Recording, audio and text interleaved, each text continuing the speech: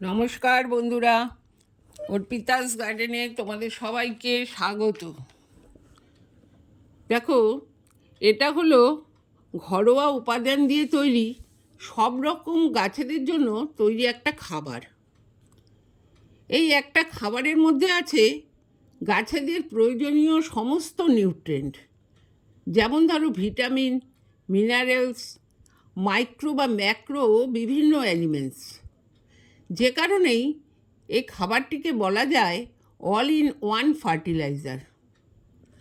আমরা গাছের খাবার হিসেবে নানা রকম জৈব তরল সার ব্যবহার করে থাকি, কিন্তু এই তরল সারটির মধ্যে পুষ্টিমৌল সবচেয়ে বেশি থাকায় এই জৈব তরলটি কিন্তু অনেক বেশি কার্যকারী। এই তরল খাবারটি আমরা আমাদের ফুল, ফল, শাকসবজি, ইনডোর সমস্ত গাছেই কিন্তু বছরে সব সময় ব্যবহার করতে পারি। তাই চলো আমরা ফার্টিলাইজারটা বানিয়ে ফেলি। ভিডিওটা স্কিপ না করে কিন্তু সম্পূর্ণ দেখতে থাকো। ভিডিওটা ভালো লাগলে সাবস্ক্রাইব করে পাশে থাকা বেল আইকনটা অলে প্রেস করে দিও। দেখো, এই তরল সারটা বানানোর জন্য আমি এখানে 5টা উপকরণ নিয়েছি। এই 5টা উপকরণের মধ্যে দেখো আমি নিয়েছি অ্যালোভেরা। আমি অ্যালোভেরা গাছের 2টো পাল্প এখানে ব্যবহার করেছি। দেখো, অ্যালোভেরার যখন পাল্প আমরা কাটবো, কাটার সাথে সাথে কিন্তু এরকম হলুদ রঙের একটা জেল বেরোয়। এই জেলটা কিন্তু আমরা আমাদের রূপচর্চার ক্ষেত্রে কখনোই ব্যবহার করতে পারবো না, এটা আমাদের ক্ষেত্রে এটা ক্ষতিকারক।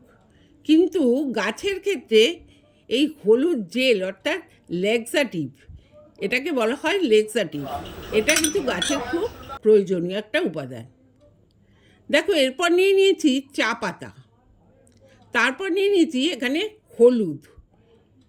এই হলুদের গুঁড়ো ছত্রাকনাশকের কাজ করবে। দেখো, তারপরে নিয়েছি এখানে সর্ষের খোল। দেখো, সর্ষের খোলের গুঁড়ো নিয়েছি, তোমরা কেক হলে মিক্সিতে গুঁড়ো করে নেবে। দেখো, এখানে নিয়েছি গুড়। এই 5টা উপকরণ দিয়ে কিন্তু আজকের এই তরল জৈব সারটা তৈরি করব। দেখো, তার জন্য নিয়েছি এরকম একটা পাত্র, আর এই পাত্রে নিয়েছি 2 লিটার জল। এই 2 লিটার জলে কিন্তু আজকে আমি এই সারটা তৈরি করব। দেখো, অ্যালোভেরার পাল্পগুলোকে প্রথমেই এরকম ছোট ছোট করে টুকরো করে নেব। দেখো, আমি 2টো অ্যালোভেরা পাল্পকে এইভাবে টুকরো করে নিয়েছি। এইভাবে টুকরো করে নেওয়ার পর এই পাল্পগুলো আমরা এই পাত্রের জলের মধ্যে দিয়ে দেব। দেখো, আমি এখানে এই পাল্পের যে টুকরোগুলো, সেই টুকরোগুলোকে এই জলের মধ্যে দিয়ে দিচ্ছি। দেখো, এইভাবে জলের মধ্যে দিয়ে দিলাম। এইভাবে জলের মধ্যে দিয়ে দেওয়ার পর দ্বিতীয় উপকরণ হিসেবে দেখো যে নিয়েছি চা পাতা। এখানে আমি 3 চামচ ফ্রেশ চা পাতা ব্যবহার করেছি। তোমরা যদি ব্যবহার করা চা পাতা নাও, তাহলে কিন্তু এখানে 6 থেকে 7 চামচ চা পাতা নিয়ে নেবে।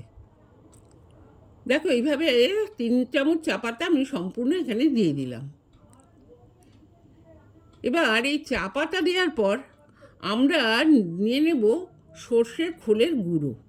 দেখো, এখানে আমি 200 গ্রাম সর্ষের খোলের গুঁড়ো নিয়েছি। তোমরা সবাই জানো সর্ষের খোলে আছে নাইট্রোজেন, ফসফরাস, পটাশিয়াম। এই সর্ষের খোলও কিন্তু গাছের একটা অত্যন্ত প্রয়োজনীয় উপাদান। দেখো, নিয়েছি হলুদ। এখানে আমি নেব 3 চামচ হলুদ। এই হলুদ আমরা সবসময় গাছে ছত্রাকনাশক হিসেবে ব্যবহার করে থাকি, সেই কারণেই সার তৈরির সময় আমরা এই হলুদ ব্যবহার করব। দেখো, এখানে আমি 3 চামচ হলুদ নিয়েছি। দেখো, এই হলুদ নেওয়ার পর আমরা নিয়ে নেব গুড়। দেখো, আমি এখানে 1 চামচের মতো গুড় ব্যবহার করেছি। এই গুড় কিন্তু এই সমস্ত উপকরণগুলোকে পচতে সাহায্য করবে, আর এই তরলের মধ্যে উপকারী ব্যাকটেরিয়ার সৃষ্টি করবে। এই গুড় কিন্তু গাছের একটা খুব প্রয়োজনীয় উপাদান। দেখো এখানে আমি 1 চামচের মতো গুড় নিয়ে ভালো করে মিশিয়ে দিলাম। এখন আমি নিয়ে নেব আমরা যে অ্যালোভেরার লেক্সাটিভটা রেখেছিলাম, সেই লেক্সাটিভটা কিন্তু এর সাথে মিশিয়ে দেব। দেখো আমি এইটা মিশিয়ে দিচ্ছি। এটা কিন্তু গাছের ক্ষেত্রে খুব প্রয়োজনীয় একটা উপাদান। এই লেক্সাটিভ দেওয়ার পর আমরা সমস্ত এই 5টা উপকরণকে খুব সুন্দরভাবে জলের সাথে মিশিয়ে দেব। দেখো আমি এখানে একটা লাঠির সাহায্যে এই 5টা উপকরণকে খুব সুন্দর করে জলের সাথে মিশিয়ে দিচ্ছি। এইভাবে তোমাদেরকেও কিন্তু সম্পূর্ণ উপকরণগুলোকে জলের সাথে এইভাবে ভালো করে মিশিয়ে দিতে হবে। দেখো এইভাবে সম্পূর্ণ ভালো করে মিশিয়ে দেওয়ার পর আমরা দেখো আমি কি ভালো করে মিশিয়ে দিলাম। এইভাবে মিশিয়ে দেওয়ার পর এই পাত্রটার মুখে কিন্তু একটা ঢাকনা দিয়ে দিতে হবে। এইভাবে পাত্রটার মুখে একটা ঢাকনা দিয়ে আমরা 24 ঘন্টার জন্য পাত্রটাকে একটা ছায়াযুক্ত জায়গায় রেখে দেব। দেখো 24 ঘন্টা পর সমস্ত উপকরণগুলো কিন্তু এই জলের সাথে খুব ভালো করে মিশে গেছে। আমরা এখন একটু এই উপকরণগুলোকে ভালো করে নেড়ে দেব। এইভাবে নেড়ে দেওয়ার পর আমরা এই উপকরণগুলোকে এই মিশ্রণটাকে অর্থাৎ এই তরলটাকে আমরা ছেঁকে নেব। দেখো এই ছেঁকে নেওয়ার জন্য আমি এখানে এরকম একটা পাত্র নিয়ে নিয়েছি। এই পাত্রের মধ্যে আমি একটা ছাঁকনি বসিয়ে এই তরলটাকে ছেঁকে নেব। দেখো আমি এখানে সম্পূর্ণ তরলটাকে কিন্তু এইভাবে ছেঁকে নিচ্ছি।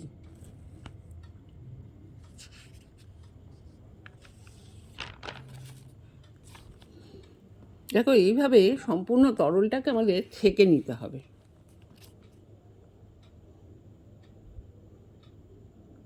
দেখো এইভাবে সম্পূর্ণ তরলটা আমরা ছেঁকে নিলাম।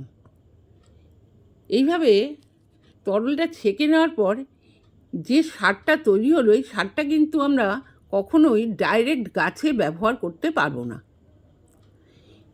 এই তরলটার এই সারের সাথে আমরা জল মিশাতে হবে।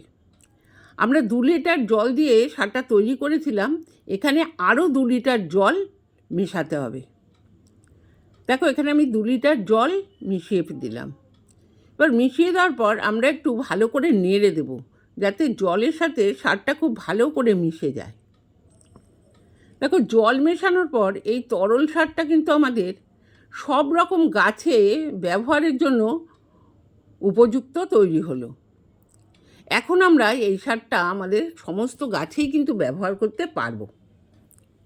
এখন এই সারটা আমরা কখন ব্যবহার করব? এই সারটা আমরা বছরের যে কোনো সময় আমরা ব্যবহার করতে পারবো। আমরা মাসে একবার এই তরল সারটা কিন্তু ব্যবহার করব। আর এই সার ব্যবহারে গাছ কিন্তু সম্পূর্ণ সুস্থ এবং সতেজ হয়ে উঠবে। গাছে খুব তাড়াতাড়ি প্রচুর ফুল ও ফল আসবে। তোমরাও কিন্তু তোমাদের গাছের জন্য খুব সহজেই এই অল ইন ওয়ান ফার্টিলাইজারটা তৈরি করে নিতে পারো। তোমাদের যদি কোনো প্রশ্ন থাকে তাহলে কিন্তু আমাকে কমেন্ট বক্সে জানিও। আমার ভিডিওটা আজকে এই পর্যন্তই। তোমরা সবাই ভালো থেকো, সুস্থ থেকো।